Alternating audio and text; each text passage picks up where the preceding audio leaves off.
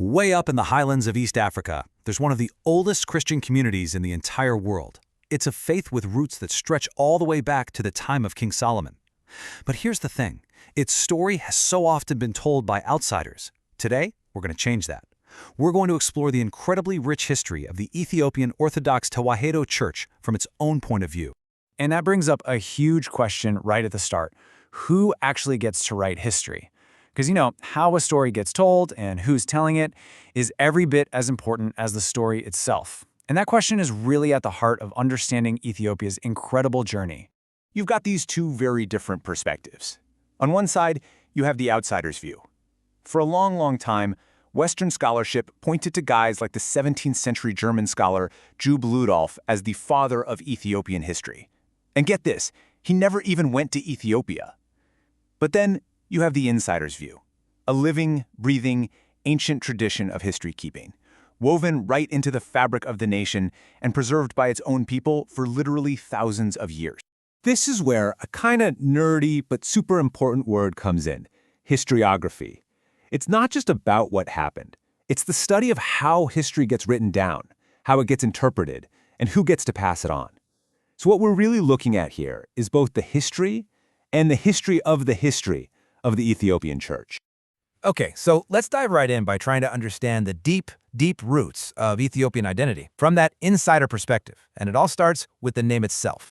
So, where does the name Ethiopia even come from? Well, it goes way back. It's from an ancient Greek word that meant burnt face, which was their term for the people living south of Egypt. And in the Hebrew Bible, that same area is called Cush. So from the very beginning, this place was on the map of the ancient world. Now, if you want to understand Ethiopia's national and religious story, you have to know about this foundational text called the Kebra Nagast, which means the glory of the kings. This isn't just a history book, it's the ideological bedrock of the entire nation, connecting its destiny right to the heart of the Old Testament. So here's how the story goes, according to the Kebra Nagast. Back in the 10th century BCE, the famous Queen of Sheba travels to Jerusalem to visit King Solomon. She returns home and later gives birth to his son, who they name Menelik. When Menelik becomes a man, he journeys to meet his father and ends up bringing the Ark of the Covenant itself from Jerusalem back to Ethiopia. This single act establishes the Solomonic dynasty and becomes the anchor for the entire Ethiopian identity. So you have this incredibly deep Judaic foundation. What happens when a new faith, Christianity, enters the picture? Well, it didn't just happen all at once. It was actually a process that came in 3 distinct waves.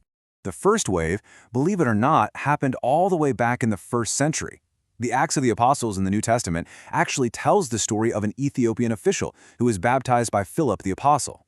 Then, centuries later, in the 4th century, a Syrian Christian named Frumentius converts the king, King Azana, and bam, Christianity becomes the official state religion. And finally, in the 5th century, a group of monks called the 9 Saints show up and really cement the faith deep into the culture. Now that conversion of King Azana, that was the real game changer. It was this massive turning point, and you can actually see it in the archaeology. On his early coins and inscriptions, he's praising pagan gods, but on his later ones, after his conversion, they're all dedicated to the Lord of heaven and earth. That was the moment the kingdom of Axum officially became a Christian empire.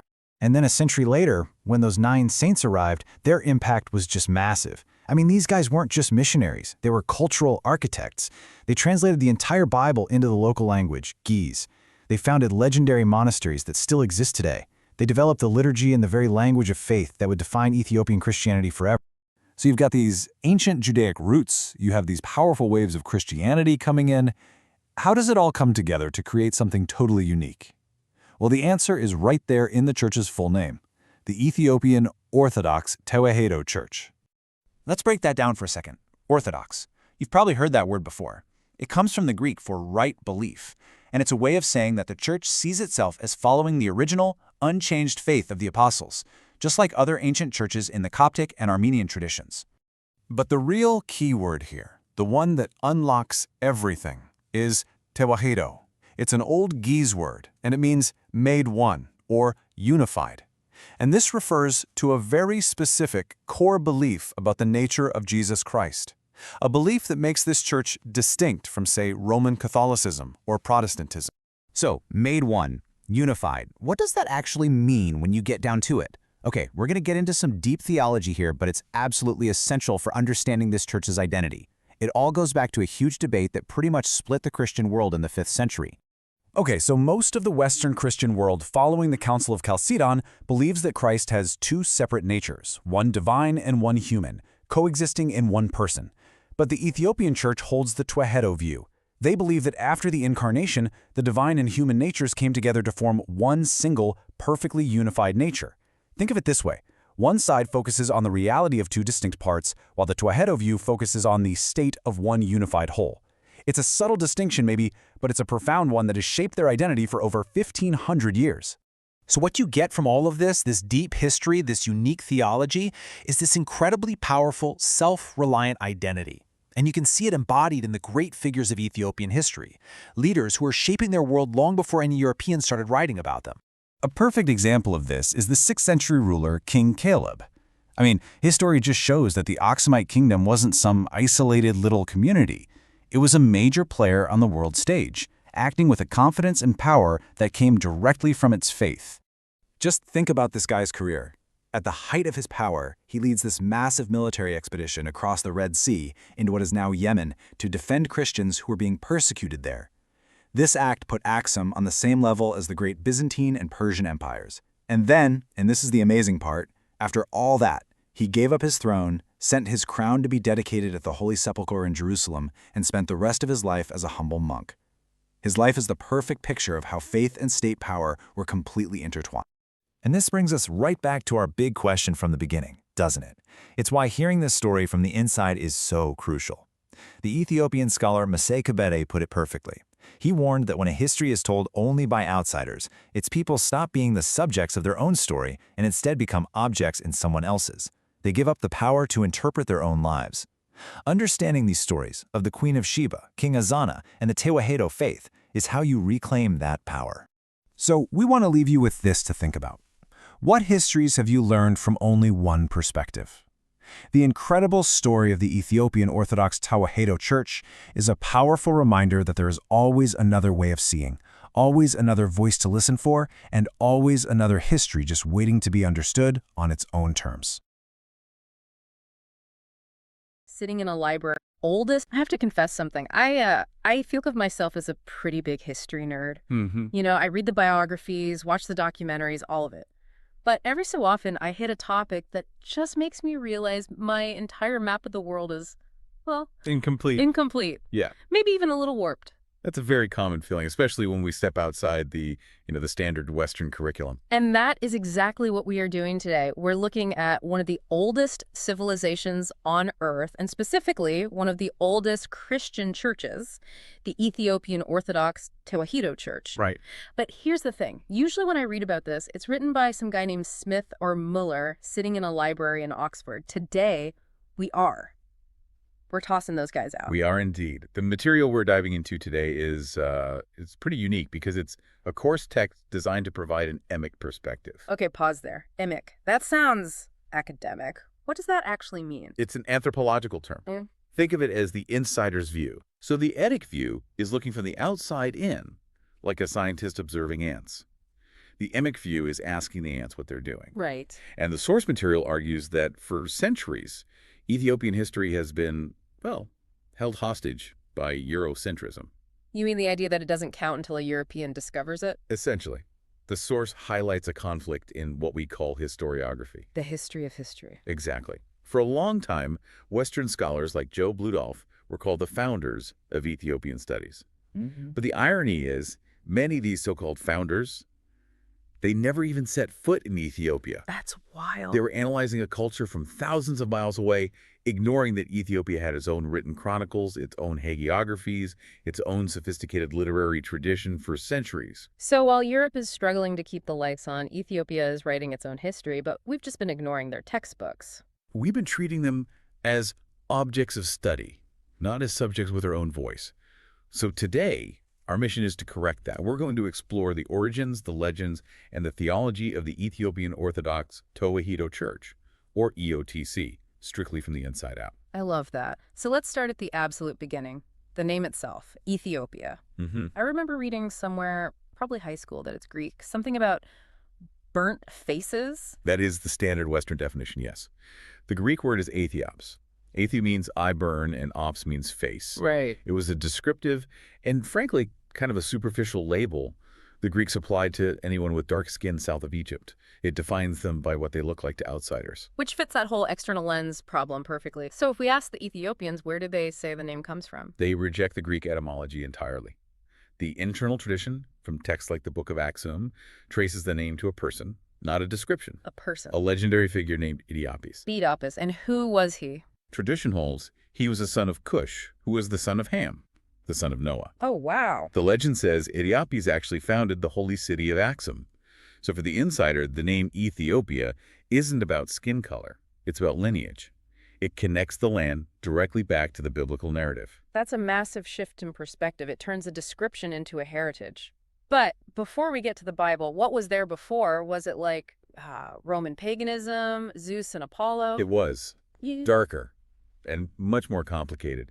The source calls it a polytheism phase. You had Sabian migrants from South Arabia who brought gods like the moon god Al-Mukwa. Yeah. But there's one indigenous tradition that really dominates. Yes. The worship of the serpent. The serpent, like a snake god. A literal giant serpent. The legend tells of a king called Arwe.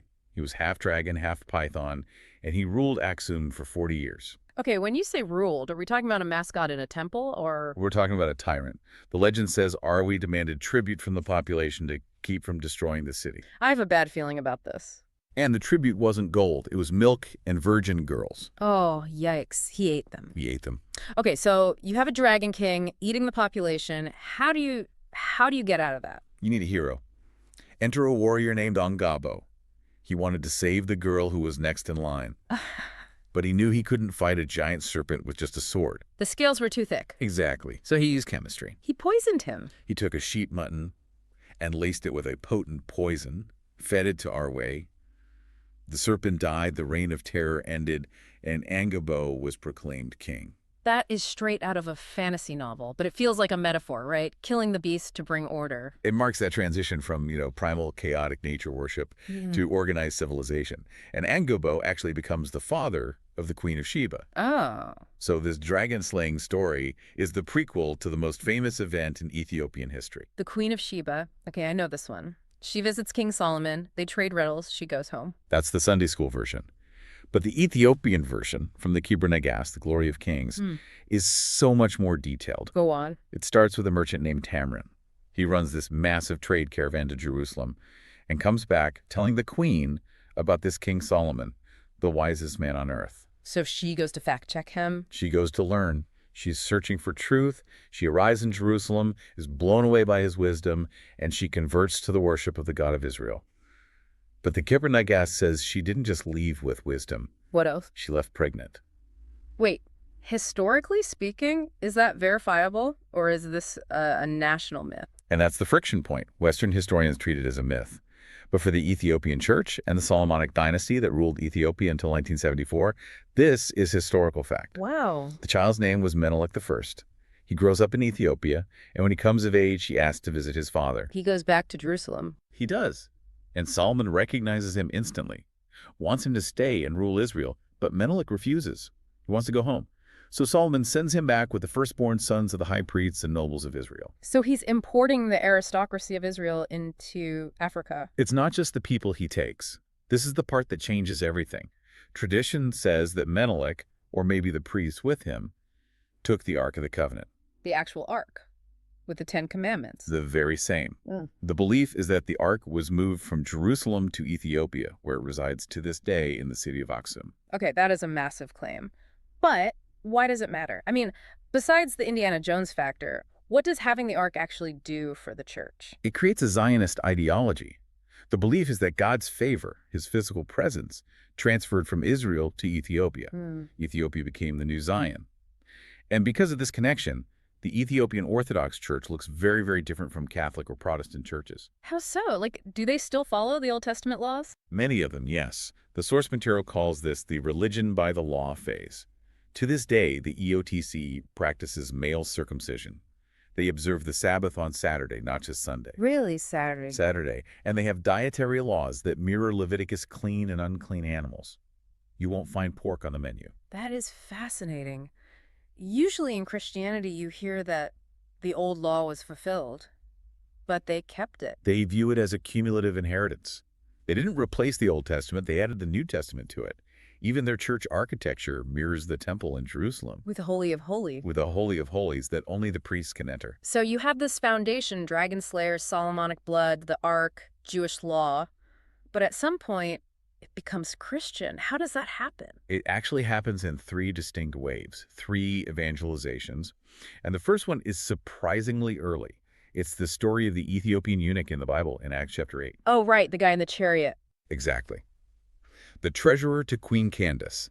He'd traveled all the way to Jerusalem to worship, which again proves that connection to Judaism was already there. Good point. On his way back, he's reading Isaiah. Philip the apostle runs up, explains it's about Jesus, and the eunuch accepts it immediately, And the source made a big deal about him being the first Gentile convert. which implies that the seed of Christianity was planted in Ethiopia in the 1st century AD, Yeah. well before most of Europe. But that was just one man. It didn't change the state. For that, we need to fast forward to the 4th century and talk about a shipwreck. A shipwreck? This sounds like a movie. It really is. A philosopher, Meropius, is traveling with 2 young boys, Frumentius and Odysseus. They dock at a port on the Red Sea. But the local population has a dispute with Rome. Oh, that sounds dangerous. It was fatal. The whole crew, Meropius included, is massacred. But the 2 boys are found under a tree, reading. The locals spare them and take them as gifts to the king of Aksum. Talk about a twist of fate. One minute you're a tourist, the next you're a slave. But Frumentius was brilliant. He gains the king's trust. He rises from captive to royal treasurer and tutor to the crown prince, Izana. Wow. When the king dies, the queen asks Frumentius to help her rule until Izana is old enough. So this shipwrecked kid is effectively running the empire. And he uses that power to lay the groundwork. He encourages Roman merchants to build prayer houses. And when Izana takes the throne, Frumentius travels to Alexandria, Egypt. He goes to see Patriarch Athanasius, a huge figure in church history, and says, Ethiopia needs a bishop. And let me guess, Athanasius picks him. Yeah. He says, who is better qualified than you? Frumentius returns as Abba Salama, the father of peace. He baptizes King Izana around 330 AD. And we know this is real. We do, because of the coins. Early in Izana's reign, the coins have the sun and moon, the old gods. Later, The cross. they bear the cross. It's some of the clearest archaeological evidence of a state converting. Okay, so you have the individual, then the king. Why does the source mention a third phase? Isn't that it? Not necessarily. Converting the palace doesn't mean you've converted the village. The third phase, the 9 saints, happened much later, around 488 AD. These were monks fleeing persecution in the Roman Empire. And they went out into the countryside. They did. But their biggest contribution wasn't just preaching, it was translation. Ah, putting the Bible into the local language. Exactly. Into Ge'ez. They made the faith accessible. They built monasteries on cliff tops like Debre Damo, which you can still only access by climbing a rope. They gave the church its depth. This brings us to a topic that I honestly found a bit confusing, the Tewahedo doctrine. I kept seeing these words, monophysite and miaphysite. It feels like splitting hairs, but apparently people went to war over this. They did. This is the core theological identity of the church. Tewahedo means unity. Unity of what? Of Christ's nature. Here's the conflict. The Western churches, Rome and Constantinople, eventually said Christ had 2 natures, divine and human, side by side. The Ethiopian church, following Alexandria, said, no, that divides Christ. They believe in one nature. One composite nature. I'm trying to wrap my head around this. Is there an analogy that helps? Think of a human being. You have a body and a soul. 2 different things, right? But you don't see 2 things. You see one person. The nature is a union of the 2. Okay, that makes sense. The Ethiopian position is that Christ's humanity and divinity are united perfectly, without mixing, without separating, without changing. The source says, while the West was obsessed with the reality of the existence, keeping the parts distinct, Ethiopia was focused on the state of the existence, the union. So why was this so controversial that they got labeled heretics? Politics. By insisting on their own definition, miaphysite, they were essentially refusing to bow to the authority of the Roman emperor and the pope. It was a declaration of theological independence. It all comes back to that insider strength. They define themselves. Precisely. Okay, I want to pivot to the Golden Age. The source mentions these larger-than-life figures. Let's talk about King Caleb. Caleb is the warrior saint. He ruled in the 6th century when Aksum was a genuine superpower, controlling trade between Rome, Persia, and India. And he gets involved in a war across the Red Sea, in Yemen. Yes, a local ruler there had converted to Judaism and began violently persecuting Christians, burning churches, massacres. Caleb saw this as a personal affront. He launched a massive naval invasion. So he goes over there, defeats the bad guy, saves the day. Crushed the resistance, reestablished Christianity. But the most interesting part of Caleb's story isn't the victory. It's what he did afterward. Let me guess, he built a giant statue of himself. The opposite. He abdicated. Yeah. He sent his royal crown to Jerusalem to be hung at the Holy Sepulchre, and he vanished into a monastery, lived the rest of his life as a simple monk. Wow, from emperor to a monk in a cell. That's a serious statement about values. It is. It solidifies that ideal that spiritual power is higher than political power. But if Caleb is the arm of the state, the next figure, St. Yared, is the soul of the church. I liked Yared's story because it starts with him failing. The source said he was a slow learner. He was. He struggled with his studies. His teacher was harsh, and Yared eventually ran away into the woods, ready to quit school forever. A lot of people can relate to that. But then he sees something. He's sitting under a tree, and he watches a caterpillar trying to climb up the bark. It crawls up, slips, falls, tries again, slips, falls. The classic persistence metaphor. Exactly. After many attempts, the caterpillar finally makes it, and Yared felt ashamed. He thought, this bug has more grit than I do. He went back to his teacher, apologized, and applied himself. And he didn't just pass, he became a genius, right? He became the father of Ethiopian sacred music. The legend says God sent 3 birds from paradise.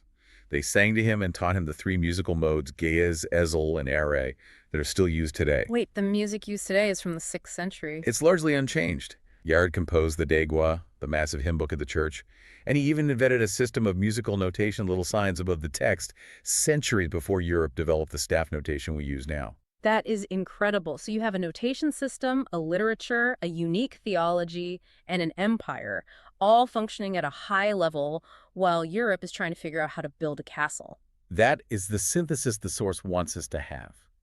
Ethiopia wasn't a periphery of the world. In its own eyes, it was a center, a Zion.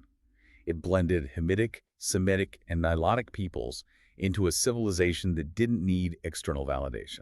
It really challenges that mental map we all have, where history just happens in Rome and London and everywhere else is just waiting. Exactly. And that leads to a final sort of uncomfortable thought the source raises. We mentioned the founders of Ethiopian studies, the Europeans like Ludolf. Right. Well, the source points out that Ludolf didn't learn Ge'ez by magic. He had a teacher, an Ethiopian monk named Abba Gorgorios who was living in Europe. But Ludolf gets the statue and Gorgorios gets a footnote. Essentially. The intellectual labor of the Ethiopian scholar was mined to build the reputation of the European expert. That leaves me with a pretty big question. Okay. If the history of the EOTC is this rich, and yet it was sidelined for so long, what other histories are we missing? What other insider stories are sitting in archives right now, ignored because they aren't written in English or French? That is the question. And I suspect the answer is a lot more than we think. Well, that is something for you to chew on today. Thanks for taking this deep dive with us into the Ethiopian Orthodox Tewahedo Church. We'll see you next time. I have to confess something. I feel of myself as a pretty big history nerd. You know, I read the biographies, watch the documentaries, all of it. But every so often, I hit a topic that just makes me realize my entire map of the world is, well, incomplete. Yeah. Maybe even a little warped. That's a very common feeling, especially when we step outside the standard Western curriculum. And that is exactly what we are doing today. We're looking at one of the oldest civilizations on Earth, and specifically one of the oldest Christian churches, the Ethiopian Orthodox Tewahedo Church. Right. But here's the thing. Usually when I read about this, it's written by some guy named Smith or Muller sitting in a library in Oxford. Today, we're tossing those guys out. We are indeed. The material we're diving into today is it's pretty unique because it's a course text designed to provide an emic perspective. Okay, pause there. Emic. That sounds academic. What does that actually mean? It's an anthropological term. Think of it as the insider's view. So the etic view is looking from the outside in, like a scientist observing ants.